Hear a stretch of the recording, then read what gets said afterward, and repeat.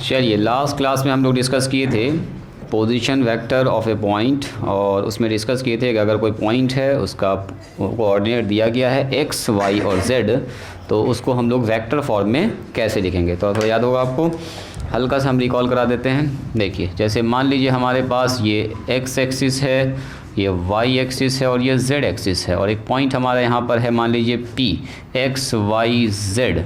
तो ये point x axis से कुछ दूरी पर होगा, वाई एक्सिस और जेड एक्सिस पर कुछ हाइट पर होगा। ठीक है, इस पॉइंट का यहाँ से अगर पोजीशन वेक्टर मैंने आर लिख दिया है, तो ओ पी बराबर कैसे लिखते हैं बोलिए? ओ पी वेक्टर बराबर होगा एक्स आई, चूँकि एक्स एक्सिस को रिप्रेजेंट करने वाले वेक्टर को आई कैप कहते हैं, ये जे कैप कहते हैं और ये के कैप होता है ना जी, के कैप होता है। यानी कि एक्सिस को अब हम लोग वेक्टर से रिप्रेजेंट कर रहे हैं। अब ये नहीं बोलेंगे एक्स एक्सिस के अलॉन्ग में 3 यूनिट नापा गया, सीधे बोलेंगे एक्स आई वेक्टर के अलॉन्ग। आई वेक्टर मतलब आई वेक्टर ही एक्स एक्सिस को रिप्रेजेंट कर रहा है, एक्स एक्सिस को रिप्रेजेंट करने वाले वेक्टर को आई वेक्टर कह रहे हैं। तो ये अगर यहाँ एक्स है इतना दूर ना, वेक्टर के फॉर्म में लिखेंगे तो एक्स आई हो जाएगा। ये वाई अगर है यहाँ से अगर दूरी, तो ये वाई जे हो जाएगा। बता रहा कि वाई नापा गया है जे के डायरेक्शन में। मान लो यहाँ से अगर दूरी जो भी होगा, मान लो यहाँ पर है जेड, तो यहाँ पर लिख देंगे के, मतलब इस डायरेक्शन में नापा गया होगा, के डायरेक्शन में, उस वाले डायरेक्शन में। तो इसका जो पोजीशन वेक्टर निकाले थे, ट्रायंगल लॉ लगाए थे, थोड़ा थोड़ा देखिएगा ध्यान से। आज का फिगर और ज़्यादा थोड़ा सा अच्छा बनने वाला है, कॉम्प्लिकेटेड, इससे भी ज़्यादा ज़बरदस्त फिगर। तो ये हो गया एक्स आई वाई जे और जेड के, ये होता है इसका वेक्टर का पोजीशन वेक्टर, इस पॉइंट का पोजीशन वेक्टर है ना। मान लीजिए ये पॉइंट यहाँ पर पी है, इसका नाम है 3, 4 और 7, तो इसका पोजीशन वेक्टर क्या होगा बोलो? आर वेक्टर अगर लिखना चाहेंगे तो 3i और 4j और प्लस में कितना होगा बोलिए? 7k हो जाएगा। बस यही हो गया। मैग्नीट्यूड की बात करेंगे, ये पॉइंट यहाँ से कितना दूर है, तो मॉड आर का मॉडुलस हो जाएगा, इसी को बोलते हैं मैग्नीट्यूड, वेक्टर आर का मैग्नीट्यूड या ओपी का मैग्नीट्यूड, जैसे चाहे वैसे लिख सकते हैं, ओपी का मैग्नीट्यूड। कभी कभी देखिए मैग्नीट्यूड को ऐसे भी लिखता है, जैसे x square plus y square plus z square हो गया इसका मैग्नीट्यूड, और इसको हम बोलेंगे इसका मैग्नीट्यूड कितना है, तो आर का मैग्नीट्यूड कितना होगा? 3 का स्क्वायर, 4 का स्क्वायर और 7 का स्क्वायर, ऐसे करके हो जाएगा। जोड़ दीजिएगा, 9 हो जाएगा, 16 हो जाएगा, 49 हो जाएगा। तो 49 और एक 50 हो गया, 50 और 8 58, 58 और 10 कितना हो गया जी? 68 और 6 74 हो गया। ये इतना यूनिट हो गया, काम ख़त्म। ठीक है, ये आर का मैग्नीट्यूड ही है। ठीक है, जैसे मान लिया मैंने कहा वेक्टर ए, सुनिएगा ज़रा ध्यान से, यहाँ पर लिखा हुआ 3i और 4j और प्लस में k लिखा हुआ, बोलो इसका मैग्नीट्यूड कितना होगा? तो बोलेंगे सर इसका मैग्नीट्यूड हो जाएगा 3 का स्क्वायर, 4 का स्क्वायर, 1 का स्क्वायर, 1 का स्क्वायर। तो ये सर हो गया 9, 16, 1 10, 20, 6 26 यूनिट हो गया। अब सुनिए, कभी कभी जो है ना ऐसा ना लिख के सीधे लिखता है ऐसे 3i 4j और 5 के, ये ऑब्जेक्टिव में क्या बार पूछा गया, ऐसे करके मॉड लगा देगा, मतलब इसी का मैग्नीट्यूड पूछ रहा है आपसे। ए का मैग्नीट्यूड बोलो, या वे की जगह पर इसको लिख दो। तो अगर इसका ऐसे पूछ देगा डायरेक्ट मैग्नीट्यूड, मतलब डायरेक्ट एक वेक्टर नाम ने लिखा है इसका, ए बी सी कुछ नहीं बताया, आपसे कह रहा है इसका मैग्नीट्यूड कितना होगा। तो मैग्नीट्यूड का मतलब यही वेक्टर, एक वेक्टर का मैग्नीट्यूड पूछ रहा है। तो एक्स का स्क्वायर यानी 3 का स्क्वायर, वाई का स्क्वायर यानी 4 का स्क्वायर, जेड का स्क्वायर मतलब इतना 9, 16, 25। बात समझ में आई? 9, 16, 1, यानी कि घुमा फिरा के वही मामला है। यानी कहीं पर अगर लिख दे 3i प्लस में 4j और प्लस में मान लो जी 2k, बताओ इसका मैग्नीट्यूड कितना होगा। तो यही बात पूछ रहा है आपसे, कोई एक वेक्टर है जिसका मैग्नीट्यूड पूछा जा रहा है। तो ऑब्जेक्टिव में ये देखिएगा, आपको क्वेश्चन बैंक में मिल जाएगा, ऑब्जेक्टिव में मिल जाएगा। ये कई बार पूछा गया इस तरह का सवाल, तो इससे कंफ्यूज नहीं कीजिएगा। मान लो यहाँ पर मैंने माइनस लगा दिया, तो क्या दिक्कत है? मैग्नीट्यूड तो पॉजिटिव ही होता है, तो -4 का स्क्वायर हो जाएगा बस, और प्लस 2 का स्क्वायर। तो तोड़ दीजिए इसको, 9, 16 और 4 कितना हो गया? 20 और 9 29 यूनिट। बात समझ में आ रही है? तो लास्ट क्लास में यही सब लोग डिस्कस किए थे, कोई किसी वेक्टर को रिप्रेजेंट करने का तरीका, किसी पॉइंट के पोजीशन अगर हमारे पास कोऑर्डिनेट दिया गया एक्स वाई जेड, तो उसको पोजीशन वेक्टर के फॉर्म में कुछ ऐसे लिखते हैं। आज का टॉपिक हमारा direction ratios and direction cosine. Heading डालिए तुम। आज हम लोग स्टार्ट करेंगे डायरेक्शन रेशियो। अब आएगा एकदम खतरनाक फिगर, डायरेक्शन रेशियोज, क्या बोलो, कुछ बोल रहे हो, एंड डायरेक्शन कोसाइन। कॉस को बोलते हैं शॉर्ट में, कोसाइन को क्या बोलते हैं, कॉस, कोसाइन है ना, कॉस का ही फुल फॉर्म है ये, कोसाइन ऑफ ए वेक्टर। एक वेक्टर का हो या इसी को हम लाइन भी कह सकते हैं, वेक्टर एक लाइन सेगमेंट ही ना होता है, तो फिलहाल के लिए हम लाइन ही। डायरेक्शन कोसाइन डायरेक्शन को रेशियो का कंसेप्ट है ना, आगे भी बहुत काम आएगा, इसीलिए हम यहीं पर पूरा कंसेप्ट आपको डिटेल में बता देंगे, 3D में भी आएगा। कॉस यहाँ काम का है, इसीलिए जो काम देगा उसी को ना पढ़ेंगे, जिससे हमको का फ़ायदे नहीं हुआ उसको मानने से निकालने से फ़ायदा, इसीलिए कॉस वाला एंगल ज़्यादा काम का है। इसको मिटा दें, ये सब तो आप लोग जान रहे हैं ना। ब्लैक पेन ये जाइए, देखो चल रहा है, कोई छोड़ के चला गया लगता है। चलिए लिखिए, तो सबसे पहले डिस्कस करेंगे हम लोग डायरेक्शन रेशियोज़ को। डायरेक्शन रेशियो जो 5 मिनट का काम है। देखिए तो डायरेक्शन, मेन डायरेक्शन कोसाइन का भी पूरा एनालिसिस होगा। डायरेक्शन रेशियोज़, इसको बोलते हैं द्विक अनुपात। डायरेक्शन रेशियोज़ वही है, अनुपात, कुछ ना कुछ मामला यहाँ पर चल रहा है। डायरेक्शन रेशियो देखिए, मान लीजिए हमारे पास let we have a point P। मान लीजिए हमारे पास एक पॉइंट P है, ABC in the space, then तब हम कह सकते हैं the position vector of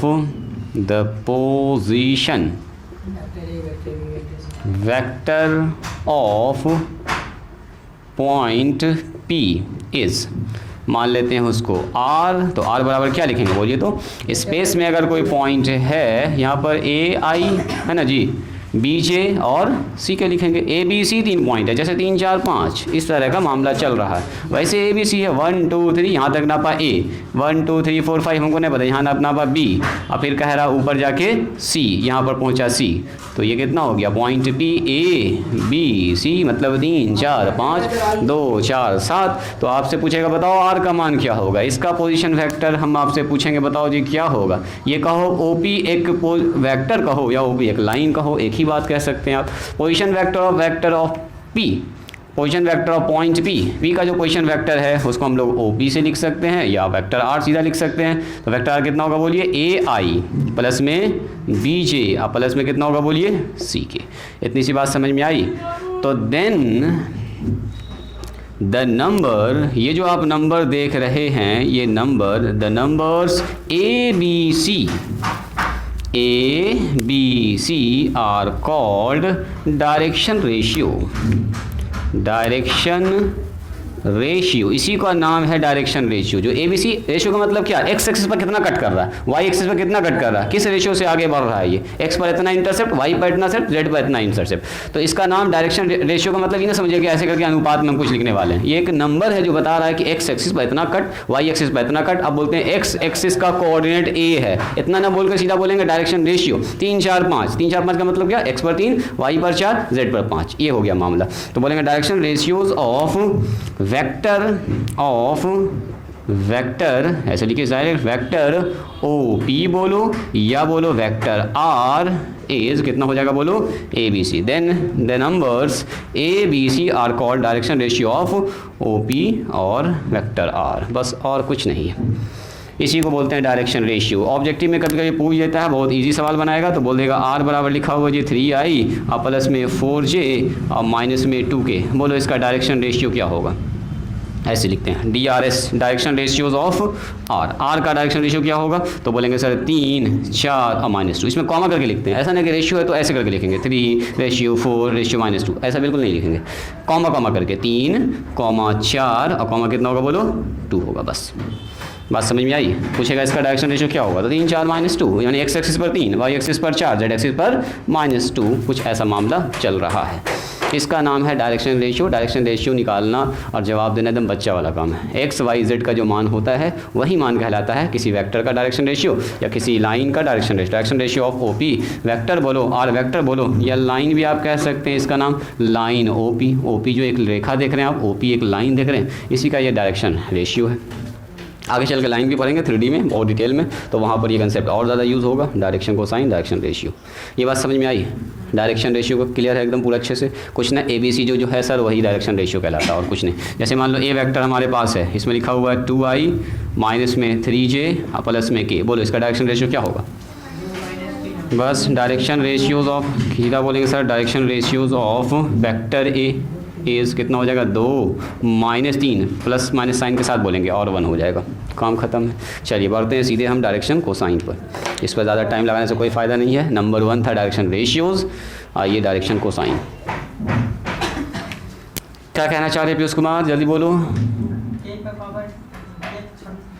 direction क्या क्या फिर से बोलो? के कैप, अच्छा नॉर्मली छूट भी जाएगा, इक्का दुक्का, बहुत अभी लिखते लिखते एक आकर छूट जाता है तो कोई बड़ी बात नहीं है ना, अभी शुरुआत है, ठीक है। के कैप कभी कभी छूट भी जाता है, देखो ये चीज़ यहाँ भी छूट गया।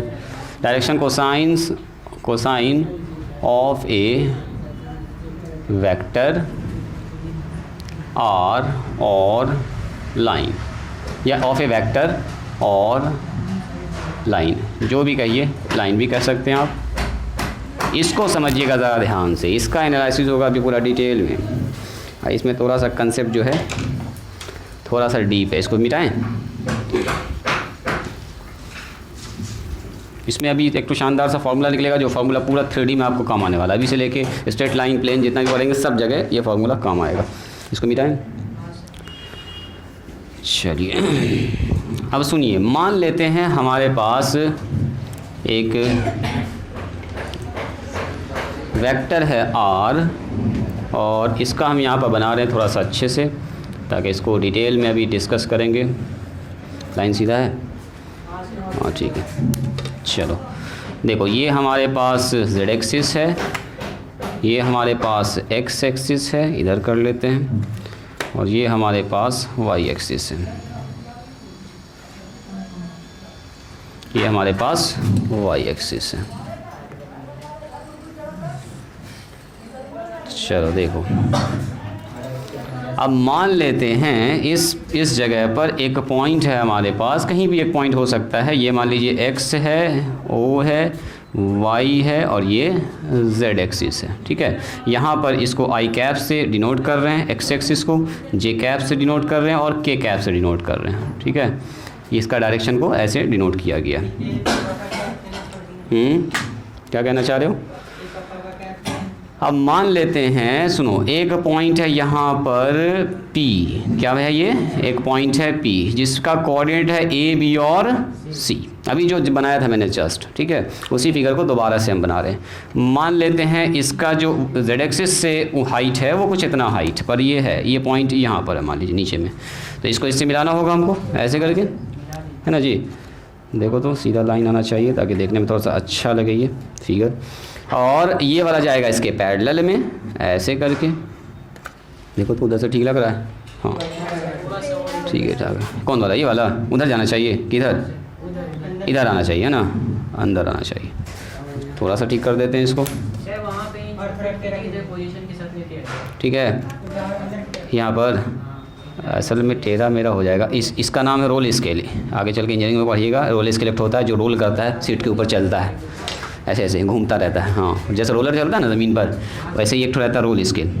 उसका रोलर चलेगा तो वहाँ पर सीधा पैरेलल लाइन खींचने के लिए यूज़ किया जाता है। ये हमारे पास A पॉइंट है, ये मान लीजिए B पॉइंट है, ये हमारे पास C पॉइंट है। तो यहाँ से यहाँ का डिस्टेंस A हो गया, ये दूरी कितना हो गया बोलिए? B हो गया। यहाँ से यहाँ का दूरी OB का लंबाई B हो गया, और ये लंबाई कितना हो गया? C हो गया। ठीक है, यहाँ तक कोई ऑब्जेक्शन नहीं है। अब मान लीजिए, देखो ये लाइन अभी हमको नहीं बनाना चाहिए था, फिलहाल मैंने बना दिया है। देखिए, मान लेते हैं हमारे पास एक वेक्टर है जो यहाँ पर मिलाने के बाद कुछ ये लाइन बना रहा ओरिजिन से। देखो, कोई भी एक वेक्टर होगा ना, या कोई भी एक लाइन होगा तो ओरिजिन से कुछ ना कुछ, तो देखो ऐसे मिला रहे हैं, कुछ ना कुछ डिस्टेंस पर होगा, कुछ ना कुछ मैग्नीट्यूड पर होगा। ये एक लाइन है, या कहो ये एक वेक्टर हमारे पास R है, या ए वेक्टर जो भी कह सकते हैं आप, वो है। ठीक है, तो आप ये बताइए कि अगर ये लाइन हमारे पास ऐसा है तो ये लाइन x एक्सिस के साथ कुछ ना कुछ तो एंगल बना रहा होगा, y एक्सिस के साथ कुछ ना कुछ तो एंगल बना रहा होगा। जैसे मान लीजिए हम आपसे कह रहे हैं कि यहाँ पर एक लाइन, वो वाला हमारा कहाँ गया, ये मान लो कहाँ पर, वो वाला स्केल कहाँ है? इस टाइप का और होगा लंबा ऐसा, हाँ दिख रहा है तुमको? वो बाद में निकालेंगे, अब उसको बाद में निकालेंगे। देखो ऐसे करके मान लो ये वेक्टर है, ये पेन का मैंने बहुत पहले बनाया था कभी। देखो ये ऐसे एक वेक्टर है, एक लाइन है मान लीजिए। तो क्या ये जो लाइन है एक्स के साथ कुछ ना कुछ एंगल बना रहा है, वाई एक्स के साथ कुछ ना कुछ एंगल बना रहा है, और जेड के साथ भी कुछ ना कुछ एंगल बना रहा है। मान लेते हैं इसने जो एक्स के साथ एंगल बनाया है उस एंगल का नाम लगते हैं अल्फ़ा। ये जो एंगल बना रहा है यहाँ से यहाँ, देखो दिस इज एक्स एक्सिस, ये है अल्फ़ा, ठीक है। अब ऐसा करो, इस ओ को यहाँ बनाओ, और जो वाई एक्स का एंगल बना रहा है उसको बोलते हैं नाम बीटा, ध्यान से देखते जाइएगा। और जो जेड के साथ बना रहा है उस भी एक एंगल होगा, उसको बोलेंगे हम लोग गामा। गामा क्या बोलेंगे? गामा।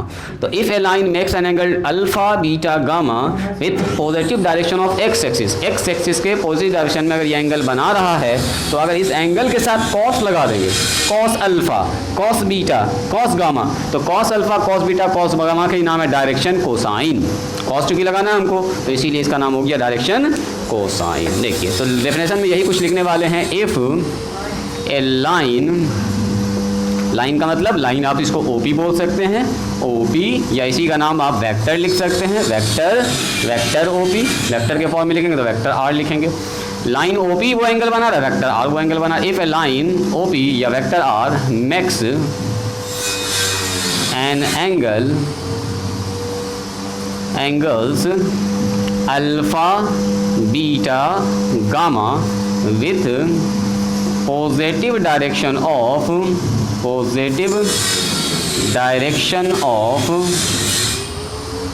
एक्स एक्सिस,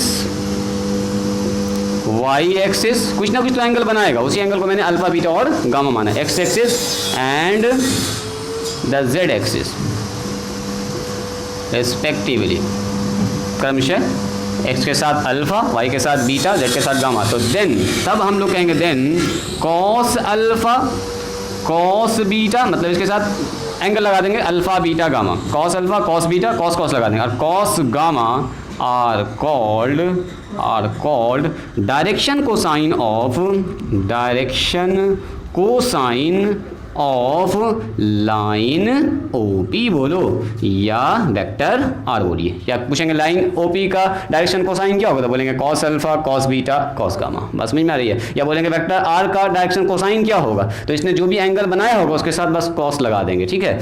एंड एक और बात है, इट इज डिनोटेड बाय, इसको डिनोट किया जाता है एल एम और एंड एन से, ऐसे लिख देते हैं। तो देन तब हम ये कह सकते हैं सर एल बराबर हो गया cos alpha, very very important, देखिए एम बराबर हो गया कॉस बीटा और एन बराबर हो गया कॉस गामा। पहले इसको लिखिए तो यहाँ तक, फिर दिखाते हैं इसका मान अभी निकालते हैं। इसको आप इसमें लिख सकते हैं स्टार मार्क करके, और यहाँ भी आप 2 पॉइंट स्टार मार्क करके लिख सकते हैं। अभी इस फिगर को थोड़ा सा भी और अच्छा भी करने वाले हैं, एकदम शानदार बनने वाला है।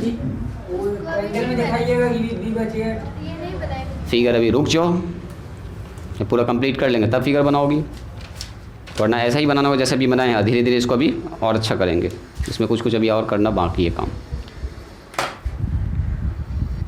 अभी ये भी पढ़े भी हैं स्लोप के बारे में बहुत सारा हम लोग 12th क्लास में, है ना जी। m बराबर tan थीटा, आपको याद होगा एक कंसेप्ट सिखाया था मैंने आपको, स्लोप।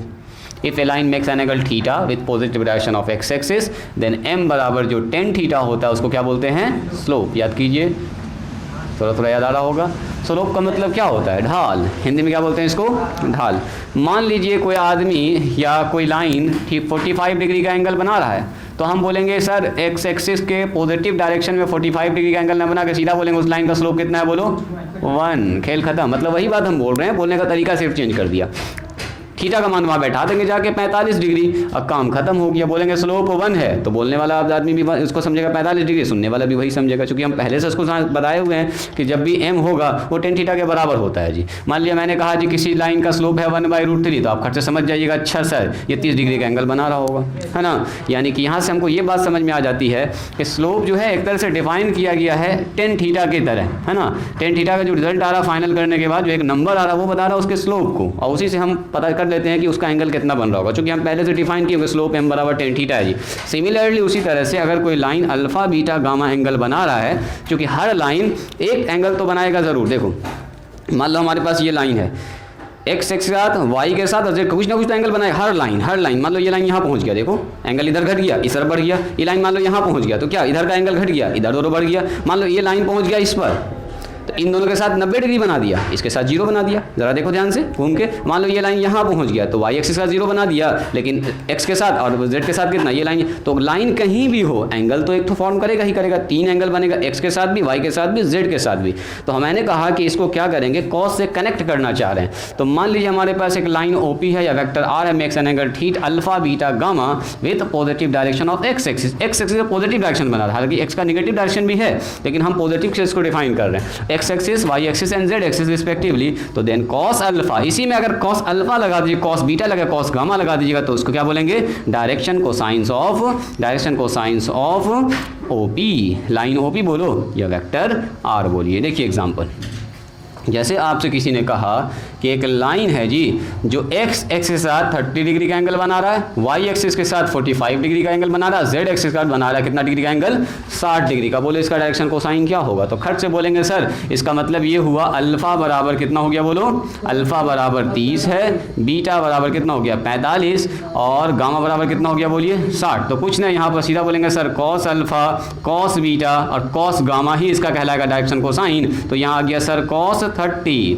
कॉस 45, इसको ध्यान समझिएगा, कॉस 60। तो आप बोलिएगा सर ये हो गया √3/2, ये हो गया सर 1/√2 और ये हो गया सर 1/2। तो अब हम इतना ना बोल के कि कोई लाइन एक्स के साथ 30 डिग्री का एंगल बना रहा है, वाई एक्स के साथ 45 डिग्री का एंगल बना रहा है, जेड के साथ हम बोलें किसी लाइन का डायरेक्शन कोसाइन इतना है 1√3/2, 1/2 और 1/2, खेल खत्म हो गया। मतलब ये हम बोल रहे हैं, इसका मतलब क्या हुआ, जरूर इसमें कॉस लगा के ऐसा आया होगा। तो कॉस लगा के ऐसा कब आता है, जब 60 डिग्री का एंगल बना, 30 डिग्री का एंगल बनता है, या 45 डिग्री का एंगल बनता है, जब कितना बनता है यहाँ 60 डिग्री। यानी कि अब हम सीधा बोलेंगे कि कोई लाइन का डायरेक्शन कोसाइन ये है। तो डायरेक्शन कोसाइन ये बोलने का मतलब क्या हुआ, ये लाइन एक्स एक्सिस के साथ 30 डिग्री का एंगल बना रहा होगा, वाई एक्सिस के साथ 45 डिग्री का और जेड एक्सिस के साथ कितना बना रहा होगा, क्योंकि हमने डिफाइन कर दिया उसको कॉस से, इसका मतलब कॉस लगने के बाद ये चीज़ आया होगा। मान लीजिए कोई लाइन एक्स एक्स के साथ 60 डिग्री बना रहा है, वाई एक्स के साथ 90 डिग्री बना रहा है और जेड एक्स के साथ 0 डिग्री का एंगल बना रहा है। बोलेंगे बताओ इसका डायरेक्शन कोसाइन क्या होगा, तो सीधा बोलिएगा सर कॉस 60, कॉस 90, कॉस 0। तो आप बोलिएगा सर यहाँ हो गया 1/2, कॉस 90 का मान बोले कितना होता है 0 और कॉस 0 का मान 1 होता हो गया। आप बोलेंगे किसी लाइन का डायरेक्शन कोसाइन है 1/2, 0 और 1, इसका मतलब क्या हुआ, ये 60 डिग्री का एंगल बना रहा होगा, 90 डिग्री बना रहा होगा, 0 कब आता है जब कॉस में 90 लगता है, तो ये कितना बना रहा होगा 0 डिग्री बन रहा होगा, तभी बना रहा होगा। 1 एंगल नहीं है, 1 क्या है डायरेक्शन कोसाइन, डायरेक्शन कोसाइन। जैसे ये 1 एंगल नहीं है, 1 तो स्लोप है, स्लोप बता रहा है कि 1 है तो इसका मतलब एंगल 45 हो रहा होगा। ये बता रहा है इसका डायरेक्शन कोसाइन इतना है, तो एंगल एक्चुअल पूछेगा, मान लो घुमा के मैंने बोल दिया, बोलो जी किसी लाइन का डायरेक्शन कोसाइन है 1 0 0। तो क्या समझा आपने कि ये लाइन सर एक्स एक्स के साथ 0 डिग्री का एंगल बना रहा होगा, तब ना बनाया है। वाई एक्स के साथ बोलो 90 डिग्री बना रहा होगा, जेड के साथ कहाँ बना होगा 90। ये कब हो रहा होगा, ऐसा हो रहा होगा, देखो ये लाइन आ गया होगा ऐसे एक्स एक्सिस पर, एक्स के साथ 0 बना दिया, वाई के साथ देखो 90 और जेड के साथ क्या होगा 90। तो हम कह सकते हैं कि एक्स एक्सिस का जो डायरेक्शन कोसाइन होता है, एक्स एक्सिस भी एक लाइन है ना, है आगे चल के पढ़ेंगे 3D में हम लोग डिटेल में। एक्स एक्सिस का जो डायरेक्शन कोसाइन होता है, ऑब्जेक्टिव पूछता है 1 0 0। उसी तरह से अगर पूछेंगे वाई एक्सिस का डायरेक्शन कोसाइन क्या होगा, ये यहाँ पहुँच गया तो वाई एक्सिस के साथ लाइन, तो ये हो जाएगा कितना, इसके साथ तो 90 बना दिया, इसके साथ 0 बना दिया, 0 1 0। जेड एक्सिस का डायरेक्शन कोसाइन क्या होगा, यहाँ पहुंच गया 0 0 1 हो जाएगा। तो ये ऑब्जेक्टिव में पूछा हुआ है, direction cosine of x axis, direction cosine of y axis. कहने का मतलब ये हुआ सीधा सा कि अगर हम लोग cos alpha, cos beta, cos gamma लगा देंगे किसी लाइन के एंगल्स के साथ, कोई भी लाइन 3 एंगल कम से कम बनाएगा ही, एक्स के साथ और वाई के साथ और जेड के साथ, उसके साथ कॉस चिपका दीजिए, उसी का नाम है डायरेक्शन कोसाइन। ये बात समझ में आई। चलिए एग्जाम्पल ज़रा सा पहला नंबर लिखिएगा, एग्जाम्पल दूसरा लिखिएगा, एग्जाम्पल तीसरा लिखिएगा। पिक्चर अभी ना बनाना है, इसी के नीचे पहले एग्जाम्पल लिखिएगा। पिक्चर एक बार आपसे हम बनवाएंगे अच्छे से, अभी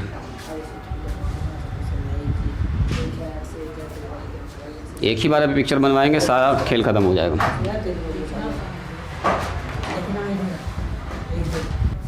अभी दोनों के साथ कनेक्शन भी है, ये अगर फिक्स हो गया नंबर ये, तो तीसरा नंबर भी फिक्स होगा हर हाल में कुछ रैंडम से हम ना लिख सकते हैं। LMN के साथ दोनों के साथ एक रिलेशन भी है, अभी देखिएगा रिलेशन भी दिखाते हैं आपको। अभी धीरे धीरे सब इसका खुलेगा राज, अभी धीरे धीरे आ रहे हैं इसमें। हाँ अब ये छुपा हुआ क्या, और उसी को तो उसी पर आ रहे हैं। कोई भी लाइन एक्स एक्सिस के साथ, वाई एक्सिस के साथ, जेड एक्सिस के साथ जो एंगल बनाता है उस एंगल में अगर कॉस लगा दीजिएगा तो उसका जो रिजल्ट आया कॉस लगाने के बाद जो मान आता है उसी को बोलते हैं डायरेक्शन कोसाइन। बस और कुछ नहीं है, यही बात यहाँ पर पूरा कहानी लिखा हुआ है। डायरेक्शन कोसाइन को हम लोग एल एम एन से डिनोट करते हैं, तो कॉस अल्फा को एल से, कॉस बीटा को एम से और कॉस गामा को एन से रिप्रेजेंट किया जाएगा। अब सवाल ये है कि सर क्या डायरेक्शन रेशियो और डायरेक्शन कोसाइन में कोई कनेक्शन है? तो हाँ, हमारे पास बहुत ज़बरदस्त कनेक्शन है। तो चलिए देखते हैं डायरेक्शन कोसाइन का करते हैं एनालिसिस। देखो मान लेते हैं हमारे पास एक वेक्टर है, हमारे पास या एक वेक्टर हमारे पास है, ओपी लाइन है या वेक्टर है। मान लीजिए let we have a vector r जो वेक्टर है या लाइन कह सकते हैं, लाइन कहेंगे तो वेक्टर का साइन नहीं लगाएंगे, ओपी लाइन है। तो वेक्टर आर हमारे पास कितना होगा, ए आई और प्लस में बोलो बी जे और प्लस में कितना होगा बोलिए सी के हो जाएगा। बात समझ में आई? अब सुनिए, हमको कनेक्शन दिखाना है किसका, cos alpha, cos beta, cos gamma का। चूँकि हमको नॉर्मली यही पता होता है, ए बी सी है ना, ये पॉइंट पता होता है 3 4 5। तो क्या सर अगर 3 4 5 सिर्फ पता है तो हम बता सकते हैं कि कितना एंगल ये बना रहा होगा। ये तो पता हो चल गया कि एंगल पता है तो डायरेक्शन कोसाइन निकाल सकते हैं। तो क्या अगर हमको सिर्फ ए बी सी पता है किसी वेक्टर का, मान लो हमको ये पता है कि ये 3 पर 4 पर 5 पर कट कर रहा है, 3 पर 4 पर 5 पर, तो क्या हम क्यों दिमाग लगा के ये एंगल निकाल सकते हैं, ये एंगल निकाल सकते हैं, ये एंगल इसका इस एंगल के साथ कोई कनेक्शन है? तो यस, हमारे पास इसका इस एंगल के साथ एक शानदार सा कनेक्शन है। देखो कैसे इसका कनेक्शन लेकर चलेंगे। सबसे पहले क्या करते हैं, इस डायग्राम को थोड़ा सा कंप्लीट कर दिया। ये हमारे पास ओपी वेक्टर है जो आर लिखा है मैंने, है ना, ये गामा है जी, ये गामा है। इसको थोड़ा सा हम लोग कंप्लीट करते हैं। तो कंप्लीट कैसे करेंगे, इसको बनाएंगे एक क्यूबाइड, ऐसे करके लाइन खींचेंगे यहाँ पर, क्यूबाइड घनाभ ऐसे करके इसको मिला दिया, ठीक है। और इसको इधर से मिला दिया, ऐसे इसके पैरेलल लाइन खींचा, इसके पैरेलल, और यहाँ से फिर पैरेलल लाइन लेके गए ऐसे और यहाँ पर ले जाके इसको ऐसे मिला दिया। अब देखिए ये वही शेप बन गया जो शेप 3D में मैंने आपको दिखाया था। देखो तो ज़रा ध्यान से, यहाँ पर एक शेप दिख रहा है आपको, हाँ? नाम इसका दिखते हैं कुछ। देखो यहाँ पर नाम था ए, यहाँ पर नाम था जी बी नाम यहाँ पर ऑलरेडी पहले से मेंशन किया हुआ है। यहाँ पर है सी, ठीक है। और कहाँ पर हमको ज़रूरत पड़ने वाली है, यहाँ पर ज़रूरत पड़ने वाली है, यहाँ पर बी तो लिख ही दिया, ए बी सी और चलो यहाँ डी लिख देते हैं, कोई दिक्कत नहीं, इस जगह पर लिख देते हैं डी, ठीक है। और ये हमारे पास हो गया क्यूबाइड, बाकी की ज़रूरत नहीं पड़ने वाली है। ये पॉइंट अपने पास पता है हमको, ए बी सी है, ठीक है। अब सुनो, अगर हम आपसे ये कहें कि इसको मिला देते हैं, इन दोनों आदमी को ऐसे करके मिला देते हैं, हाँ लाइन टेढ़ा जानबूझ के बनाए, असल में वो सीधा लाइन है जो आपको उधर से टेढ़ा लग रहा देखने में, ठीक है। इसको डायरेक्ट इससे मिला, अगर बिल्कुल सीधा मिला देंगे तो ऐसे करके ट्रायंगल आपको न दिखेगा साफ साफ। अगर हम ऐसे डायरेक्ट मिला दें इसको सीधा तो देखो ओवरलैप कर जाएगा। अगर हम इसको इससे मिला देते हैं, मतलब ये वाला डायगोनल मिला रहे, तो हमको दिख रहा है एक ट्रायंगल, कौन सा, ओ ए पी। देखिए in triangle O A P में आइए, ओ ए पी में, तो ओ ए पी को अगर आप ध्यान से देखिएगा ना, दिखाते हैं बिल्कुल, देखो एक्चुअल में ऐसा कुछ फिगर बन रहा है, देखिएगा। अब मैंने मिलाया किसको है, देखो मैंने मिलाया किसको है, इसको इससे मिलाया है, ठीक है ना। ये वाला कॉर्नर यहाँ पर देखो, ये वाला कॉर्नर इसको इससे मिलाया, तो ये एकदम सीधा लाइन है। बनाने के लिए मैंने एक से ट्रायंगल बना दिया, यहाँ पर थोड़ा टेढ़ा कर दिया ताकि आपको ट्रायंगल एक दिखे।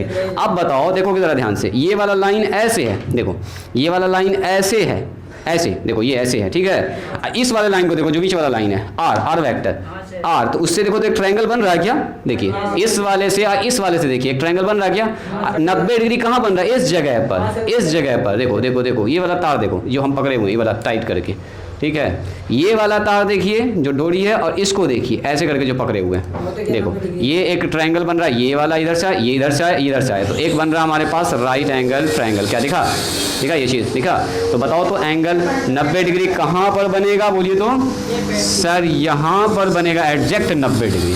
फिर से देखो ऐसे करके है, देखो ये वाला इधर है, ये वाला इधर है, ये वाला इधर है, और इस लाइन को देखिएगा, इस लाइन और इस लाइन में देखो ऐसे करके मिला रहे हैं, तो बोलिए 90 डिग्री कहाँ बनेगा। देखो ट्रायंगल दिख रहा है आपको यहाँ पर, इस जगह पर बन रहा है 90 डिग्री। कहाँ पर, ये वाला लाइन जो ऐसे करके मिला रहे हैं ऐसे, ये वाला लाइन, ये दोनों बना रहा है कितना डिग्री का एंगल, 90 डिग्री। सबसे कॉम्प्लिकेटेड यही वाला फिगर देखना, चूँकि ये सामने है, थोड़ा सा सामने, थोड़ा सा भी इधर इसको और बनाते ना तो ऐसे करके लाइन खिंचाता। वही बोल रहे थे कि थोड़ा सा ये क्यूबॉइड के जैसा हो गया। तो खैर कोई बात नहीं है, चलेगा। ट्रायंगल AOP, देखो ट्रायंगल AOP में जो एंगल A है, जो एंगल A है वो है एडजेक्ट में कितना बोलो 90 डिग्री। तो बताओ अगर ये 90 डिग्री है और इसके सामने वाला ये एंगल एक्यूट एंगल हो गया, इस ट्रायंगल में देखिए, इस ट्रायंगल में, इस ट्रायंगल में, इस ट्रायंगल में ये वाला एंगल है अल्फा।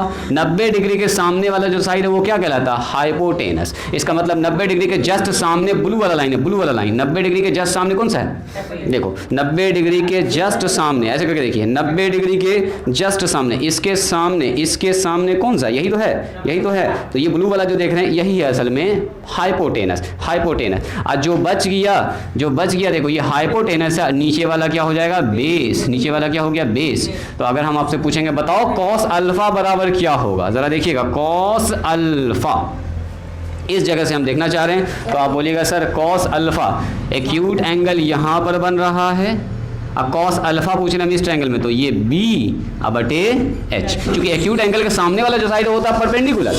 एक्यूट एंगल के सामने रेड वाला साइड है, रेड वाला साइड, एक्यूट एंगल के सामने रेड वाला साइड, तो ये परपेंडिकुलर है। ये बन गया हाइपोटेनस, तो ये क्या बन गया? बेस। तो बोलेंगे सर ये हो गया बेस। बेस बोलो, बेस का मतलब OA डिवाइडेड बाय OB। तो बताओ ये कॉस अल्फा कितना हो गया? OA का मान कितना है? OA का मान A है, A, और नीचे OP का मतलब R का मैग्नीट्यूड, OP का मतलब R का मैग्नीट्यूड। ये R का मैग्नीट्यूड कितना होता है जल्दी से बता दीजिए। अगर वेक्टर R हमारे पास ये है तो OP का कहो दूरी या कहो R का मैग्नीट्यूड कितना होगा? √A² plus B² plus C²। मतलब इसका लंबाई तुमको पहले से पता है, कल भी डिस्कस किए थे। इसका मैग्नीट्यूड ऐसे निकलता है जी, √A² plus B² plus C²। बात समझ में आई? यही हमारा है प्यारा सा L।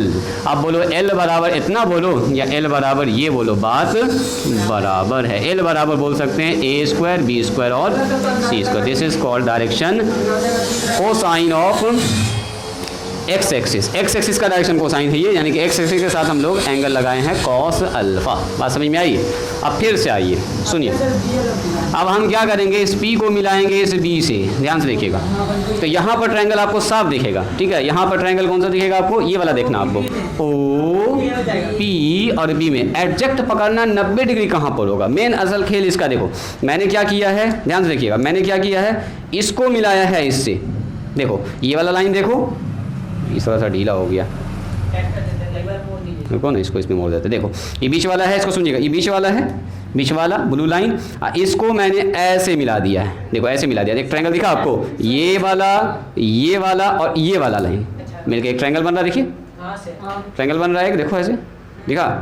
अब बताओ तो 90 कहाँ पर बन रहा है? इस जगह पर है ना, यहाँ पर 90 बन रहा है। यही चीज़ देखना आपको, इस जगह पर 90 बन रहा है, बाकी तो ये मिल गया। अच्छा एक्यूट एंगल के सामने जो होगा वो परपेंडिकुलर बन जाएगा। देखो एग्जैक्ट यहाँ बन रहा है, यस 90, ये चीज़ देखना था इंपॉर्टेंट। तो ये 90 हो गया, तो 90 के सामने वाला तो यही है। इस ट्रायंगल में जरा देखो ध्यान से, ये है हाइपोटेनस। एक्यूट एंगल बीटा के सामने वाला बन गया परपेंडिकुलर, बीटा के सामने वाला बन गया परपेंडिकुलर, तो बेस बन गया ये वाला OB बन गया, है ना जी। तो अगर हम आपसे पूछेंगे, आइए इन ट्रायंगल, ध्यान से खाली देखना, इन ट्रायंगल, एक ट्रायंगल पकड़िए पहले OPB में, OP और B में एंगल B जो है वही हो रहा है एग्जैक्ट 90 डिग्री। तो B के सामने वाला हाइपोटेनस, थीटा के सामने वाला परपेंडिकुलर, तो परपेंडिकुलर से मतलब ही नहीं हमको तो कॉस निकालना है। तो परपेंडिकुलर हटाइए, जो बच गया उस ट्रायंगल में अगला बेस हो गया। तो आप कह सकते हैं सर इस जो हमारे पास कॉस बीटा अगर निकालेंगे, कौन? OPB, ठीक तो लिखें, तो एंगल B 90 तो लिखें। एंगल B कितना है? एंगल B को पूरा नहीं लिखना है कि OBP लिख रहे हैं, समझने के लिए कि एंगल B वहाँ पर बन रहा है, वहाँ बहुत सारा एंगल बन रहा है, वहाँ पर एक एंगल इधर भी बन रहा है, इधर भी बन रहा है, इधर भी बहुत सारा एंगल। सिर्फ मैंने बताया कि उस जगह पर एंगल 90 डिग्री हो। लिखना चाहो तो लिख सकते हो, कौन वाला एंगल होगा बोलो? 90। अगर लिखना चाहो तो तुम्हारा मन कर रहा कि नहीं सर हम तो ऐसे लिखेंगे PBO, देखो 90 होगा, ये लिखा PBO, सही है, ऐसे भी लिख सकते हैं, चलेगा। बोलो कॉस बीटा आपको ये समझना कि सर ये B है और ये क्या है? H है। यही सबसे इंपॉर्टेंट है, OB डिवाइडेड बाय OP, बस वेरी गुड। तो बताइए कॉस बीटा कितना हो जाएगा? तो कॉस बीटा OB का मतलब सर यहाँ से यहाँ का लंबाई B और नीचे हो गया OP का ही लेंथ को R कहते हैं वेक्टर, R वेक्टर का मैग्नीट्यूड, तो root under A² plus B² plus C²। थोड़ा थोड़ा आइडिया लगा आपको? ये कॉस बीटा है। अब कॉस बीटा ही को हम लोग M से डिनोट करते हैं, M से, तो इसको बोल सकते हैं M बराबर कॉस बीटा। अब कॉस बीटा ही किसके बराबर, दोनों साथ भी लिख सकते हैं, M बराबर कॉस बीटा, और कॉस बीटा बराबर कितना हो गया A² plus B² plus C। कभी कभी सीधे पूछ देता है LMN निकालिए, है ना, LMN भी पूछ देगा आपसे डायरेक्ट। यहाँ भी लिख सकते हो, यहाँ भी लिख सकते हो L बराबर कॉस अल्फ़ा, और ये कॉस अल्फ़ा किसके बराबर होता है? इसके होता है। ठीक है, मेरे ख्याल से अगला का आइडिया आपको लग गया क्या? बोले तो कहाँ पर होगा अगला? देखिए अगला के लिए हम लोग इसको मिलाएंगे। ध्यान से देखना है, यही सबसे इम्पोर्टेंट है। ध्यान से देखिएगा। देखो अगर हम इसको इससे मिला दें तो हमारे पास आएगा इन ट्रायंगल, कहाँ पर 90 होगा बोलो तो? हाँ, D पर बनेगा 90 डिग्री। अब आप लोग पकड़ लिए इसको। देखो हम क्या कर रहे हैं, यही वाला लाइन यहाँ पर खींचा हुआ था, देखो जी ये वाला लाइन ऐसे खींचा हुआ था, ये देखो ट्रायंगल देख रहे हैं, ये ट्रायंगल धागा ही वाला देखो जो बना हुआ है, ये यहाँ पर बन रहा है एग्जैक्ट 90। देखो हम इसको टाइट करेंगे तो आपको दिख जाएगा, दिख रहा है ट्रायंगल? बोलो जी यहाँ पर एकदम ऐसे गया और ऐसे गया, बस यहाँ परफेक्ट 90 डिग्री बन रहा है। खेल खत्म हो गया। या 90 डिग्री जैसे आप पकड़ गए, 90 डिग्री के जस्ट सामने, इस ट्रायंगल में 90 डिग्री के जस्ट सामने वाला साइड वही ब्लू वाला है वेक्टर R, और ये हो गया गामा के सामने वाला रेड वाला लाइन परपेंडिकुलर, जिससे हमको ज़्यादा मतलब नहीं, हमको बेस से मतलब है, तो बेस ये हो गया। इस ट्रायंगल में आइए, इस ट्रायंगल इन ट्रायंगल OPD में एंगल D डायरेक्ट लिख दो 90 डिग्री और लगा दीजिए कॉस गामा। कॉस गामा, तो कॉस गामा कितना होगा बताइए? B/H परपेंडिकुलर, बेस का मतलब OD और डिवाइडेड बाय OP, और सब मान आपको पता है, बोलिए OD का मान C। यहाँ से यहाँ का दूरी कितना है? C न है। अरे ये अगर C है हाइट तो ये भी तो C ही ना होगा, C upon under root A² plus B² plus C²। तो एक कनेक्शन साफ साफ आपको दिख रहा होगा, दिस इज कॉस गामा, इसका नाम है N भी लिखते हैं, N बराबर हो गया कॉस गामा, और कॉस गामा ही बराबर होता है C by under root A² plus B² plus C²। पहले जल्दी से इसको लिखिए तो फिर आगे बढ़ाते हैं। पहले फिगर बनाइए, अब आप फिगर बना सकते हैं। थोड़ा सा फिगर को हम और इधर करते हैं ना, देखने में और अच्छा लगता है। फिलहाल के लिए अब जो बन गया था इसको छेड़छाड़ हम नहीं करना चाहे, थोड़ा चकुट्टा ज़्यादा लग रहा, थोड़ा सा और खींचाता ना उस तरफ तो क्यूबाइड शेप का होता, देखने में और अच्छा लगता। खैर ये भी चलेगा, चलो ठीक है। हम यहाँ फिर से बना रहे हैं, देखो कैसे बनाते हैं। क्यूबाइड बनाइए अच्छे से, बहुत छोटा नहीं बहुत बड़ा भी नहीं, ऐसा बनाना है। देखो बन गया, पहले ऐसा बनाए ऐसा पहले बनाओ तब होगा।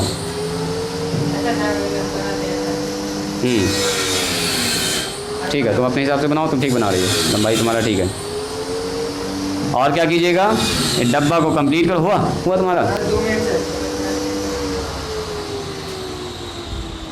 बनाने के, घना बनाने का तरीका सिखा देते हैं आपको। हाँ बस। अब इसको इससे मिलाओ, पहले इसको इससे मिलाओ, इसको इससे मिलाओ, इसको इससे मिलाओ, ये कंप्लीट हो गया आपका क्यूबाइड। जल्दी कंप्लीट कीजिए इसको। और अब आपको कुछ नहीं करना है, ये वाला लाइन को बढ़ा देना है, ये बन गया आपका x एक्सिस, ये वाला लाइन को बढ़ा देना है, ये हो गया आपका y एक्सिस, ये वाला लाइन को ऐसे खड़ा कर देना सीधा, ये हो गया z एक्सिस।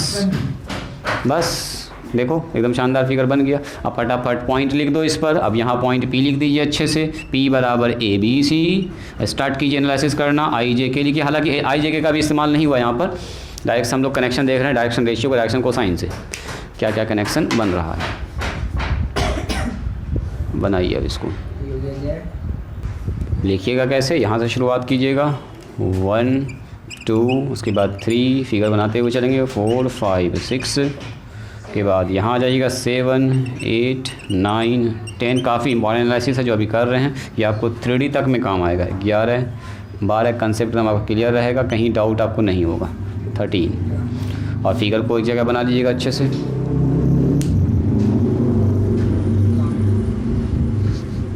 चीज़ है काम का, उसको और अच्छा बना देते हैं, उसको खूबसूरत बना देते हैं थोड़ा सा।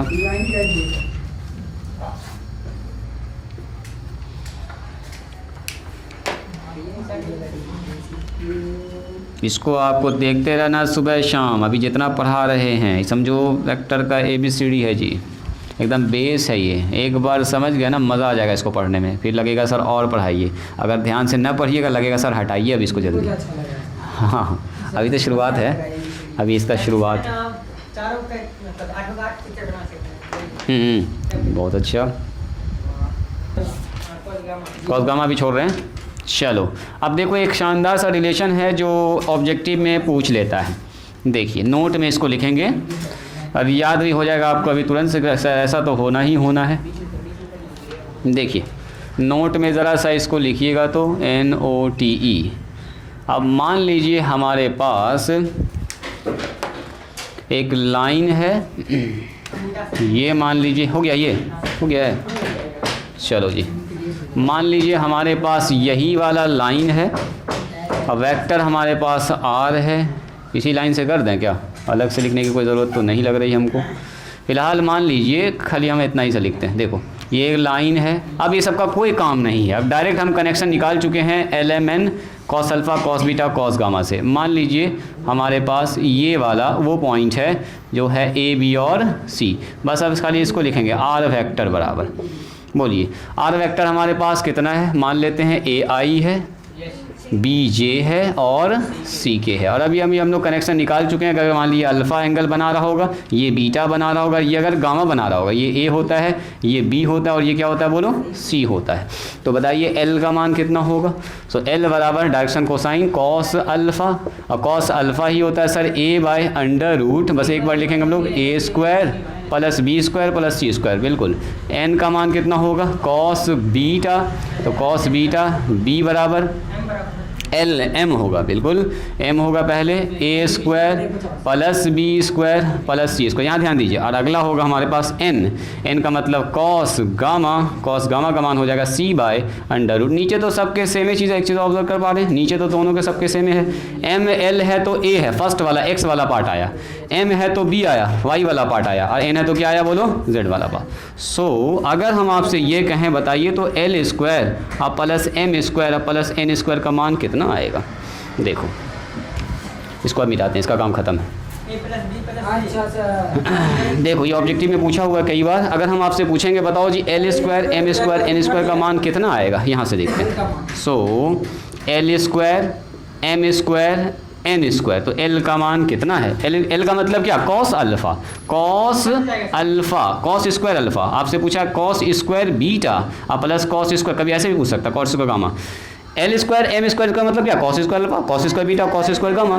तो cos² अल्फ़ा, cos अल्फ़ा का मान कितना है ना है जी, तो इसके जगह पर लिखेंगे A/√B² प्लस C²। थोड़ा सा वेट किया जाए, तुरंत आ रहे हैं उस जगह पर, लगभग आप समझ चुके हैं। B/√, कितना लिखेंगे जल्दी से बता दीजिए। वेरी गुड बिल्कुल बनाएगा। चलिए कुछ लोग समझ चुके हैं। और गामा का कितना मान होगा बताइए। गामा का मान ये होगा C/√। और ये ऑब्जेक्टिव में पूछा हुआ है डायरेक्शन कोसाइन के वर्गों का जोड़ 1 होता है। देखो अगर आप ध्यान से देखिएगा, sum of direction cosines square of sum of squares of direction cosine, बस हो गया, लास्ट खत्म हो रहा है। A² अपॉन उसका तो A² हो गया, नीचे वाला क्या रूट खत्म हो जाएगा। A² plus B² plus C²। आगे बढ़िए, ऊपर हो जाएगा B², नीचे कितना हो जाएगा फिर से A² B² और C²। और यहाँ कितना होगा बताइए C², और यहाँ होगा A² B² और C²। बता दीजिए इसका एलसीएम कितना आएगा। नीचे वाले का LCM sir A² plus B² plus C²। अब इससे एक कट के सीधा ऊपर A², इससे एक कट के सीधा ऊपर B², इससे एक कट के सीधा ऊपर C², तो सब कट के कितना हो गया 1 नहीं हो गया। इसका मतलब क्या हुआ, L² किसी भी लाइन के डायरेक्शन कोसाइन के वर्गों का जोड़ हमेशा 1 के बराबर होता है। एकदम शानदार सा फॉर्मूला हो गया। सो हमारे पास कितना आ गया L²। घटाओ की अभी कोई बात नहीं करेंगे, घटाओ कोई अपने लिए काम का नहीं है। ये L² plus M² plus N² बराबर 1 होता है। ऑब्जेक्टिव में कई बार पूछा गया है। ऑब्जेक्टिव में करके यहाँ 0 लिख देता है, -1 लिख देता है, 5 लिख देता है, और हाफ लिख देगा, 1 लिख देगा, ऑप्शन दे देगा आपको चुनने के लिए। तो हमेशा क्या होता है, sum of squares of direction cosine of a line is always unity. लिख दीजिए इसको, sum of square of square यानी वर्गों का जो square of direction cosines of a line और एक वेक्टर, जो भी कहिए, इज़ ऑलवेज यूनिटी। यूनिटी का मतलब होता है 1। अब बताओ इसका मतलब l square m square n square का मान 1 हुआ तो एल की जगह पर क्या लिख सकते हैं, cos alpha, cos beta, cos gamma. इसका मतलब दैट इज हम ये भी कह सकते हैं कि sir cos square alpha, cos square beta अब प्लस कॉस स्क्वायर गामा, इसका भी मान कितना होगा 1 होगा। खेल खत्म। तो 2 रिजल्ट याद रखिएगा, ये रिजल्ट भी काफ़ी काम का है, ये भी ऑब्जेक्टिव में पूछता है जी। Cos square alpha, cos square beta, cos square gamma का मान 1 होता है। चलिए इसको पहले एक घेर के लिखिए अच्छे से, इसको घेर के लिखिए। तो इसका मतलब ये हुआ, देखो इसका मतलब ये हुआ कि अगर हमको सिर्फ ABC पता है, ध्यान से देखिएगा, अगर ABC पता है तो यहाँ रख के L निकाल सकते हैं ना। L निकल गया, L निकल गया, मान लो L का मान आया 1/√2। सुनो L का मान पूरा कैलकुलेशन किया, इसका आया 1/√2, तो यही ना कॉस अल्फा हो गया, कॉस अल्फा बराबर 1/√2, तो अल्फा का मान खट से पता चल गया सर 45 डिग्री। यानी कि हमको सिर्फ ABC पता होगा तब भी हम वेक्टर बता सकते हैं कितना एंगल बना रहा होगा, x के साथ, y के साथ और z के साथ। मान लो ABC यहाँ पर रखा, इसका मान आ गया 0। क्या समझ में आ गया? अच्छा सर इसका मतलब cos बीटा बराबर 0 आ रहा है, तो 0 कब आता है जब 90 डिग्री का एंगल बनता है, इसका मतलब बीटा की जगह पर 90 डिग्री बन रहा होगा। बस समझ में आ रहा है? अब पूरा कैलकुलेशन करेंगे, मान लो 1 आ गया, तब बोलेंगे ये गामा का मान कितना हो रहा है 0 डिग्री हो रहा होगा, ठीक है। क्योंकि ये कॉस के साथ कनेक्शन, इसका मतलब अब हमको सिर्फ ABC पता है तो हम किसी भी लाइन का एंगल भी बता सकते हैं, एक्स के साथ कितना एंगल बना रहा होगा, वाई एक्स के साथ कितना एंगल बना रहा होगा, जेड एक्सिस के साथ भी कितना एंगल बना रहा होगा, सब बात बता सकते हैं। तो मैंने जोड़ दिया डायरेक्शन कोसाइन रेशियो को, ABC जो एक कोऑर्डिनेट हम लोग को दिख रहा था सिर्फ, उसको एंगल के साथ भी कनेक्ट कर दिया आज के दिन। तो आज यहीं पर स्टॉप करेंगे, आज के लिए इतना ही। इसको दोबारा एक बार घर पर ज़रूर देखिएगा, देख के आइएगा, तब कल यहाँ से बढ़ाएंगे आपको आगे, ठीक है। हाँ एक क्लास बस समझो अब और होगा, उसके बाद आपका काम स्टार्ट हो जाएगा। क्या ला ये सब काम करोगे? अच्छा लगे अब इससे नया नया कनेक्शन बन सकता है। पहले छोटा छोटा रिजल्ट याद रखो ना, छोटा छोटा से भी बड़ा बड़ा रिजल्ट पकड़ेंगे, ठीक है। छोटा छोटा फार्मूला को याद कीजिए, उससे आपको बड़ा बड़ा फार्मूला समझने में हेल्प मिलेगा। इसके हेल्प से अभी अच्छा अच्छा फार्मूला सब सीखेंगे हम लोग। ये cos square beta alpha, cos square beta, cos square gamma आपको दिख रहा है। चलिए इसको लिख लीजिए और दोबारा एक बार ज़रूर देख लीजिएगा। कल क्लास कीजिएगा ना आप लोग?